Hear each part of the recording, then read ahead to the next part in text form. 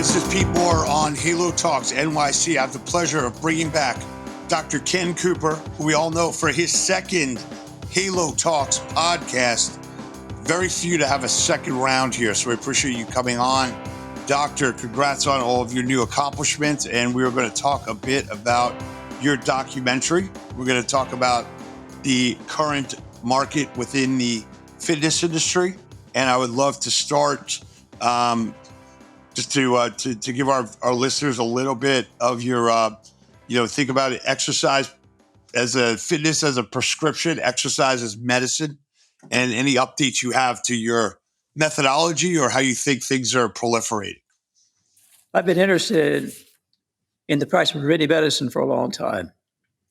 Contrary to what I was taught in medical school, that preventive medicine was a Cinderella of the medical specialty because there's no profit in health. They told me 53 years ago, by the way, this week is our 53rd anniversary of the Cooper Clinic opening, December the 6th, 1970, that you can't be successful in Dallas if you limit your practice taking care of healthy people. People see their physicians only when they're sick, not when they're well. For the first 18 months, I didn't see many patients. I thought they may be white. Right, almost went back in the Air Force after 13 years in the military. Besides, it's up and down. Even going before the board of censors, trying to run me out of town, I was doing something as dangerous as treadmill stress testing. So I had to prove the safety of treadmill stress testing. I had to prove that we could be successful. And now with the Lord's guidance, we've been successful, except we now have a 30-acre facility here with over 500 employees, 27 full-time physicians, all board certified, and a database of 150,000 patients, over 300,000 maximum performance treadmill stress tests. To my knowledge, that is the largest in the world, from which we published over 700 papers in peer-reviewed journals. Because back in those early days, when I left the Air Force, I realized that I had data that resulted in the publication of the first book of aerobics in 1968 on the Air Force population with an average age of 28 years. So I had to expand the concept so more people older could enjoy and do it safely. So I actually established the Cooper Institute, a nonprofit 501c3 foundation, 6 months before I saw my first patient. Because my whole life goal is trying to bridge the gap between fallacy and scientific legitimacy. You exercise the practice of medicine. And I can tell you now, with all these publications that we have all around the world in multiple languages, that the results are too impressive to be ignored. Yes, this is a field of medicine been sadly ignored, but it's gaining rapidly with the things we're doing, like this documentary that we just released. We have 4 of those now that we finished. A book is coming out by early next year that's documenting my life and the history of what we've been doing here and why we've been successful. It's getting the eyes and ears of the world, and I think hopefully this will change the direction that medicine will be practiced in the future. Not too much care too late, because we spend way too much for a health service dollar on desperate measures that often prolongs death, not life, a miserable few days. So that's why I'm happy to be with you today and discuss this more in detail. Yeah, that's great. So, let's talk a little bit about the documentary. You said this is the 4th one, but this one is about your entire career. We decided to develop this documentary. This is the first of several. It was one we presented to a group of about 300 people here in Dallas on the 17th of November. It hasn't been released yet to the public. Will probably be released until the end of this year, early next year. But it's 42 minutes in length. It's entitled The Power of Prevention and the Worldwide Impact of Aerobics. And it's very interesting. It was very, very well received. So I'm anxious for the viewing audience to view this in the future. But it is looking at the details I've mentioned of trying to get started with the resistance and problems that we've had. But the results, which have been phenomenal, I shared that with the audience. Now, that's the first documentary that is primarily for the lay people. We have a second documentary that is designed for physicians to try to teach them something about preventive medicine. Physicians get no preventive medicine treatment training in medical school. They don't have time for it. There's too much just too disease-oriented. So I want to get the physicians change their attitude and realize that they got to concentrate on something such as chronic inflammation. What they've been talking about and teaching about is only acute inflammation. But they're ignoring the fact that you get acute inflammation, which is very commonly smoldering inflammation, chronic inflammation, which a book was published by Dr. Kopecky from the Mayo Clinic, chief of cardiology there, entitled Live Younger, Longer, just published recently, in which he talks about the chronic inflammation is responsible for about 10 of our diseases, not the least of which is Alzheimer's and dementia on the top of that list. So again, trying to prove the value of exercise and reduce the frequency of Alzheimer's dementia. We've done that now with a long study published back in 2013 that showed that people that get Cooperized are living or have a 36% reduction in this as Alzheimer's and dementia. Also, a 40% reduction in the cost of healthcare from 65 to 75 years of age. So we have data that is too impressive to be ignored. That's all there is to it. That's why we bridge that gap very successfully. So could we talk a little bit about chronic inflammation and what causes that? If there are certain things that cause it more than others, and is there a prescription? Obviously, everyone's different, but is 3 hours a day, is 3 hours a week walking, or is 4 or 5 days at the gym, or what gets the chronic inflammation below or at where you should be for your age? You're asking how much exercise do people need?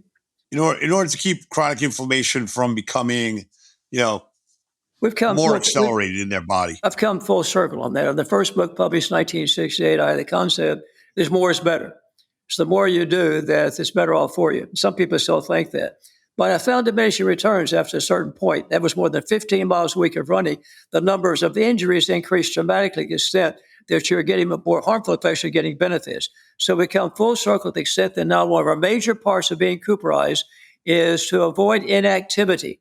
That'll move you up one block on a 5-block scale of fitness from very poor to poor if you just 30 minutes of exercise, collective or sustained, most days per week. That translates to 150 minutes per week of just moderate activity, not to mean, but just walking, something of that nature. That is 150 minutes per week, and that's exactly what's recommended by the American College of Sports Medicine. So now we think, and I have I published articles on a bi-monthly basis. I've done this since January 2021 in Decision Magazine. That's by the Billy Graham Organization. It goes to about 750,000 people on a monthly basis. I've been writing articles every other month since January 2021.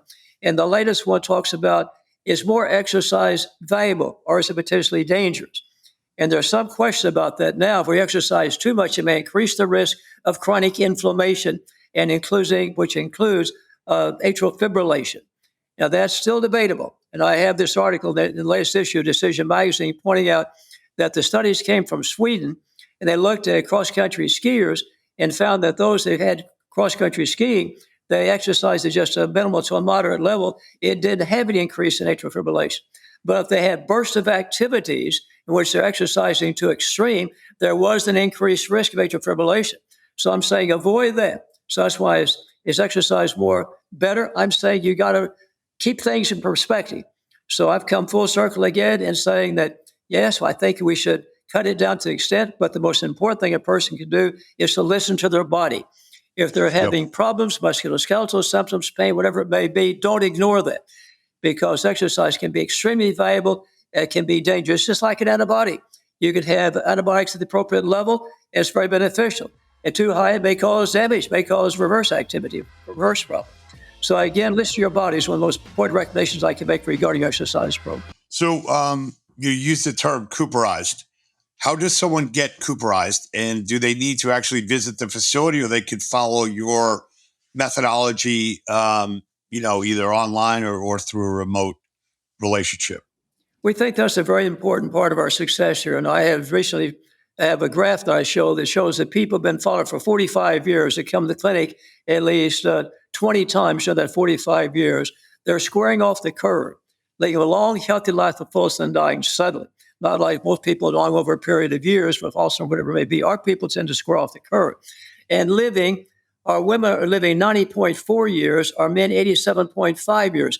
And the average American life expectancy now is 77 years. So we can prove our people are living 10 years longer than national average. I'm 92 years of age. We've already gone past that point.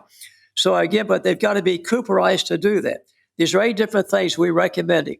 And the number 1 on that list is control your body weight. Be sure your body mass index is between 18 and 25. 25 to 30 is overweight, and above 30 is obese. Above 35 is morbidly obese. At the present time, we have at least a third of our population in this country obese. And overweight or obese is as high as 50 to 60%. So that's one of the number 1. Number 2 is get 30 minutes of exercise collectively for sustained most days per week. Next is to control your diet. My basic recommendation is 5 is fine, 9 is fine. Number of servings of fruits and vegetables should be consuming daily. What about some of these diets, Mediterranean diet, all these very complicated, very simple thing. Are you consuming combined 5 servings of fruits and vegetables per day? 5 is fine, 9 is fine. That's the next recommendation. Next on that list is don't use tobacco in any form. There's nothing good you may say about tobacco. Alcohol, there's some question about that. I don't drink, and I'm not recommending my patients drink. But if you do drink, don't drink more than a drink a day. At one time, we felt men could drink 2 drinks a day. That's 14 a week. And women 1 drink or 7 a week. A big article came out last year, a European article, a long-term study, and they showed that if men were drinking 14 drinks a week, they decreased their life expectancy by 1.5 to 2 years. So that's why if you drink, I don't drink, but if you drink, limit no more than 7 drinks per week. And next on that list is to control the stress in your life. Stress, I do this exercise the other day that can stress in my long days of work here at the office. But also controlling stress, you need to get adequate sleep. You must get at least 7 hours of sleep per night. You need to do that. So controlling stress is very important. And then vitamin supplementation. I think that's very important, but particularly these days of COVID, because I've been able to show that vitamin D has a very marked benefit in reducing hospitalizations from COVID-19 and also reducing deaths. In fact, it's been shown that people of color that invariably have low vitamin D levels because they manufacture through their skin have a 5 to 7-fold increase in being hospitalized and a 2 to 3-fold increased risk of death as compared with lighter skins. So I've been on a vitamin D recommendation for some time now and encouraging people of color through my articles in Decision Magazine around the world. You ought to be taking at least 2,000 units of vitamin D a day. I take 7,000 units a day and keep that vitamin D level that can be measured, keep it above 40. So vitamin supplementation is very important. One most important thing of being Cooperized too, though, is to get an annual examination. Now, people are not going to be able to get an examination like the type we do here. It's very extensive, very expensive. And we've done 150,000 patients. We've had these multiple examinations. They come all over the world. They come back on a regular basis, 74% return rate. It's amazing because it's still the best health insurance and life insurance we can buy. The routine examinations by physician is too cursory. It doesn't mean anything. It doesn't extend lives like we have been able to show here. But I say as a minimum, if you can't have examination top we have here, these basic things are very expensive. Number one, get your height and the weight to get the body mass index. Go to one of the search engines, type in your height and weight, and get your body mass. It should be 18 to 25 is normal, as I said. 25 to 30 is overweight, above 30 is obese. And then next, get your blood pressure, because hypertension is associated with so many different things. You want to get that. Be sure and get a urinalysis and a complete blood count to see if you have any signs of diabetes. You should be checked for diabetes. And then be sure and get your lipid profile, get your cholesterol level, get your HDL level, and these various things. That's all inexpensive to do that. But those are the things that we're dying of. Obesity, hypertension, diabetes, strokes, and all these heart attacks. These things can be evaluated very simply, very inexpensively by getting those examinations. That's great. Thank you for all that. Could you explain to me, or is there anything going on in the vitamin market right now that the cost of vitamins seems to be almost like the equivalent of somebody going to Whole Foods? Have you seen an increase in the price of vitamins or any of the ingredients go up? Because I feel like vitamins, when I buy a multi gummy bear pack or a bottle, I feel like that's priced at like $16 to $18. And I'm trying to figure out how the average family is now vitamizing their families. Is there anything going on there that you're seeing, or is there price gouging going on? Well, vitamins can be cheap and cheaper than what some of them are. Want to be sure they're certified. They have an indication of whether or not they've been certified. Because of the DSHEA, Dietary Supplement Health Education Act of 1994, the FTC and the FDA had no control of the vitamin industry to the extent that what the vitamin contained may not be what's on the label. So we decide with our own concepts and vision to have a vitamin line that we guarantee to be pure, guarantee what it has on the label, and guarantee to do something. We published this in the Journal of Nutrition, several things, of a double-blind clinical trial, to find that our patients are taking our vitamin tablets. We're seeing beneficial things such as reduction of the oxidation of the LDL cholesterol, reducing homocysteine, all these various things we publish in peer-reviewed journals. But again, with the basic one vitamin that we have, it has 2,000 units of international use of vitamin D. That's the only thing I'd like to see on a single vitamin.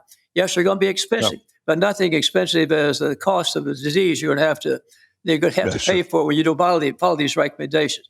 But we feel very strongly, and I try to set the example at my advanced age of 92. I try to set the example that you can live as long and healthy a life as I'm living if you follow our recommendations. That gets Cooperized. You find in the documentary that is very strongly recommended, and the details are given in the documentary is how people can become Cooperized. I have in the documentary, I have Dr. Ted Mitchell, who is now the chancellor of Texas Tech University in Lubbock, Texas. And he was on my staff here for 18 years, and he was the director of the clinic. And his wife, Janet, was also a practicing physician during that period of time. He went out there as the dean of the medical school. He was successful. He moved him up to president, now chancellor. And he's featured in the documentary and talking how important it is to be Cooperized. And his wife makes these dramatic statements. I want my patients to be Cooperized because people can realize it's what you do for yourself determines how long you live. It's not the government, what the government does, not the insurance does, what a physician does. Physicians are recommending exercise. They're still afraid of it. They're afraid you're going to kill yourself if you do something vigorous. I was taught in medical school past 40 years of age, you don't exercise vigorously. I was taught in medical school, if you have a heart attack, you have to move from a 2-story house to a 1-story house. It's no longer for safety. You walk up and down a flight of stairs. That's what I was taught back in the 50s in medical school.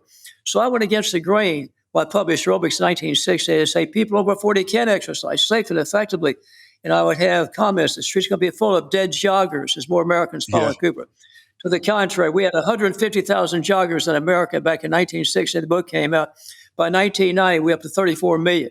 And did heart rates go up? They went down by 48% during that period of time, because a few people changed their lifestyle. Baby boomers, they quit smoking, they started exercise. All the things I recommend for getting Cooperized, the baby boomers started doing that, contrary to recommendations of physicians.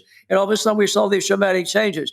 The 3 countries world had that decrease during that period of time, and that was Australia, Canada, and New Zealand, not the United States. So again, it goes back to what you do for yourself. Because no drug can replicate the benefits of an active lifestyle. Yeah, sure. If you take the runners and the joggers and kind of push it forward to 2023, the pickleball movement and the pickleball effect, I think is getting a lot of seniors, people like myself as well, to get out there and spend a number of hours not only playing but also socializing, which solves loneliness, which probably solves some components of chronic inflammation, and also makes you feel better that you're actually going to make other people feel better. When you take a look at some of the statistics that come out in articles, I usually, when someone says something costs a certain amount, I say, well, what was the benefit on the other side of that? So if I take a look at pickleball as an example, it said United Healthcare estimates about $5 billion worth of cost because of, elbow injuries or ankle sprains or, knee replacements. What do you think the benefit is on the other side? Is that 3 or 4 times the amount of people who are not going to be, dying from chronic inflammation? What kind of multiplier do you use when someone says something costs this, but I know the benefit's X? Well, pickleball has become the most popular adult exercise in America today. We know that now. In fact, we've modified our tennis courts here so people can play pickleball. It's been so popular, we're now building 2 pickleball courts here on our campus so we can meet the desire of the members of our fitness center. So again, it has considerable merit. I put the same category as tennis, particularly singles tennis. Yes, one of the 41 exercises that we recommend that have aerobic point value to them. So I'm putting pickleball in the same category as tennis. I believe it has considerable merit. But again, looking for that 30 minutes exercise, collective or sustained, doesn't have to be that vigorous, can give you all those benefits. And we did the major study, our most important study ever was November the 3rd, 1989, the JMA, over 700 articles we published. And that opened up a whole new world. In fact, it was classified the landmark study of the century by the American Heart Association about how much exercise is done. Because we followed a group of 13,000 men and women for a period of 8.6 years, and we found if they could move up 1 block on the fitness scale from very poor to poor, they could see an increase of 6 years in their longevity and a 58% reduction in death from all causes. Heart attacks, strokes, diabetes, and deaths from cancer. They moved up to the top category of fitness, only a 9% increase in longevity and only a 65% decrease in deaths from all causes. So let's look at that. The best of the best. That article has been referenced over 5,000 times in scientific literature. that we showed only getting out of the inactivity level, wake up one block on the fitness scale, have dramatic return on your investment. The emphasis that, or the importance of that was dominated October 2023. A WHO report pointed out that 500 million people globally are sedentary. 500 people globally are totally sedentary at a cost of $29 billion a year for those diseases-related inactivity. That's $300 billion over the next decade. They could be prevented, reduce the cost of healthcare. And we've shown clearly people we followed for a period of 25 years, from 50 to 75 years of age, looked at Medicare data from 65 to 75 years of age.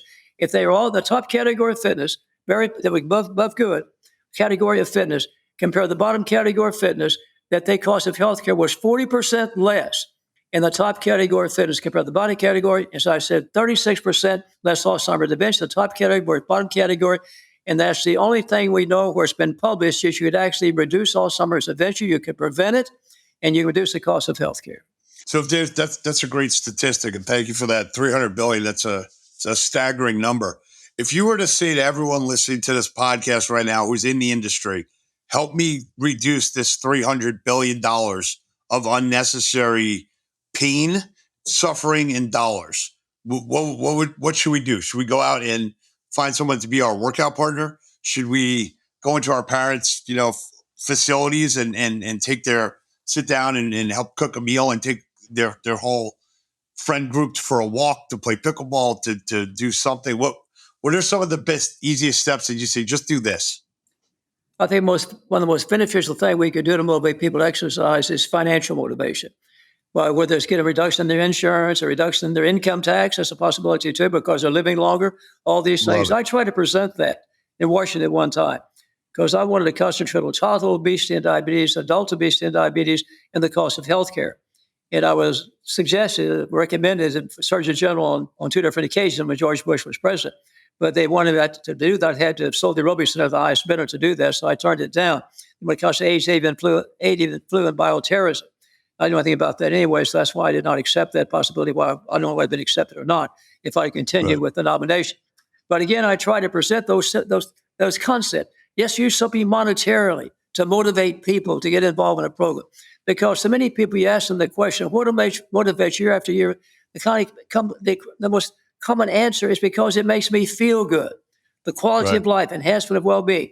And we have data published that people are less depressed, less hypochondriac, improved self-image, much more positive attitude towards life than people who are not physically fit. And if I could enjoy that, that's something I could benefit tremendously. I have people tell me, I wish I'd have known 20 years ago how much better I could feel. I thought I felt good then. Man, I feel so much better now. And if people could just embrace the concept I have now, the way I feel in my advanced years, because I can't exercise ready. Because remember, too, that fitness is a journey, not a destination. You got to keep it up the rest of your life. And you grow old, stop exercising. But the problem is you stop exercising, you grow old. Keep things in perspective. And one of my common statements is it's amazing. It's fascinating to know that one can grow healthier as one grows older and not necessarily the reverse. So again, we spend way too much healthcare dollar on desperate measures that prolongs death, not life, for just a few days. Now, on our first podcast, you mentioned your intake of vitamin D, which is now part of my daily dosage. So thank you for that. In closing here, could you tell the audience here and to me, what do you usually eat? Well, what's your meal plan look like, or what types of foods are your most desirous that are healthy and keep you on the Cooperized Well, path? I wanted to have something in my legacy that could carry on after my son takes over. He is now the president and CEO. I'm still the chairman of the organization. And Tyler's doing a wonderful job, and I think the future of the Aerobic Center is in good hands. So these documentaries, the ones I mentioned, the two for the public, and then one for physicians, one for medical schools, is part of that legacy. But the other thing that's in the middle, too, is a book on my life. And that will be coming up. We've got that in the finishing stages right now. We hope to have that by the early first quarter of next year. That's our goal. And it is entitled The Father of Aerobics. And my life has been dedicated to preventive medicine and the worldwide exercise revolution. That's the subtitle of it. And so I hope to get this message out around the world so people can realize, let's stop and regroup. And let's think what we can do to reduce the cost of healthcare, have quality of life, long, extensive life, and square off the curve. and then really enjoy life to the fullest. I think once people realize, one thing I noticed is published just recently in New York, that they noticed that the interest in the marathon this year was unprecedented. They'd grown way up now following the COVID, but what they discovered looking back, 96% of their races are sold out now.